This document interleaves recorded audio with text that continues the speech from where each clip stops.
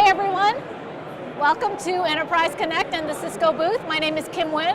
I'm Senior Product Marketing Manager for the Collaboration Group, and I'm here today with Vasili Triant, who is our General Manager of our Contact Center business.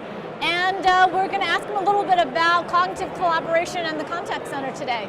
So we've had a couple of really exciting days. We just announced a bunch of stuff on cognitive collaboration. Can you talk a little bit about what that means for the Contact Center customer? Yeah, no, absolutely. So with the Contact Center business, we're shifting to focus more on the customer themselves and their experience within each brand's Contact Center evolution. And when you apply cognitive collaboration to the Contact Center business, what we're really talking about is applying intelligence and learning to the data that we accumulate within the Contact Center to provide better outcomes for the customers. And that's different by brand, but ultimately we're able to create these different outcomes, which we can talk about in a moment as well. But that's what it really means to us. Excellent. I know the Contact Center business is really hot right now. So what is Cisco's strategy to win and lead in this area? Yeah, so there's a few different things here, right? So the market's talking about cloud a lot. Obviously our motto is cloud first, not cloud only. But what we're doing is we're building contact center solutions that can be deployed for customers of all sizes in different models. So that means we focus on the prem business, but delivered in a flex model so customers can buy in their OpEx. And we're investing in that and continue to evolve those solutions. Our largest customers are looking for us to continue to invest and enhance those solutions to keep up with market.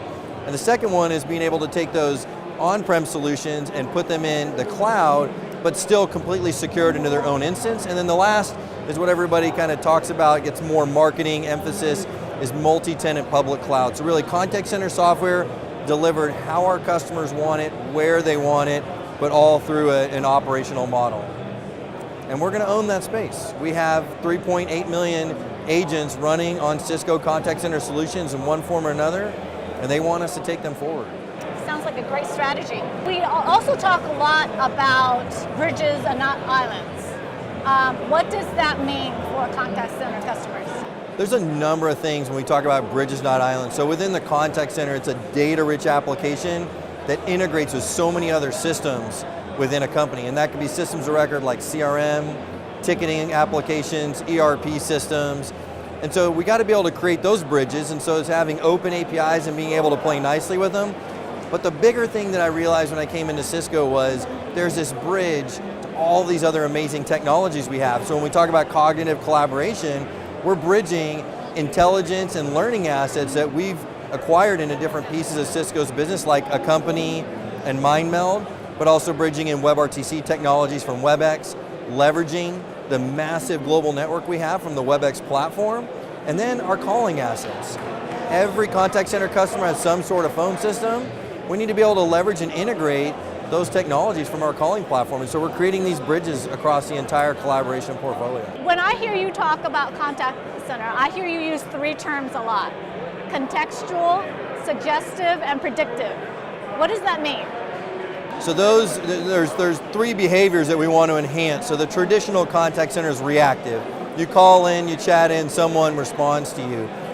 What we need to do to evolve that customer experience, which is your experience of the brand, it's my experience, it's everybody within Cisco, is create a better outcome. And to do that, we apply these technologies, and the first step of that journey within our customer's evolution of enhancing that customer experience is making it contextual for the agent, meaning I've been doing a bunch of different things beforehand, and now I'm interacting with an agent.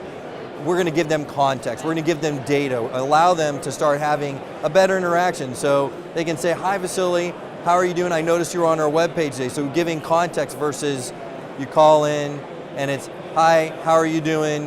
What can I do for you today? And then you explain your name, you start over again, and you don't feel important.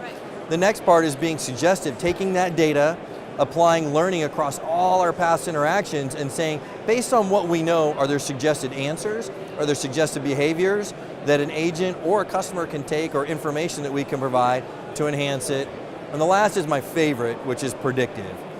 Based on all the data we have, everything that's happened in the past and things that we know about humans, we can predict what the outcome should be and will be and just get in front of it. So instead of waiting for you to call in because you've been on our support page or shopping on a shopping cart and you're having troubles, instead of waiting for you to call in, which is what everybody does, we can actually know that you prefer SMS or you prefer a voice call, and we can reach out to you proactively and say, hey, we noticed you're having trouble in our shopping cart, you're one of our premier customers, looks like we're having a problem, how can I help you?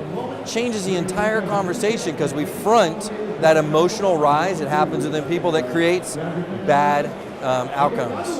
That's why those shoes have been following me around all over the internet, right? Exactly. All right, well, thanks so much for your time today. Well, thank you very much. And thanks for joining us. If you would like additional information about cognitive collaboration, follow the link that's in the description and have a great time.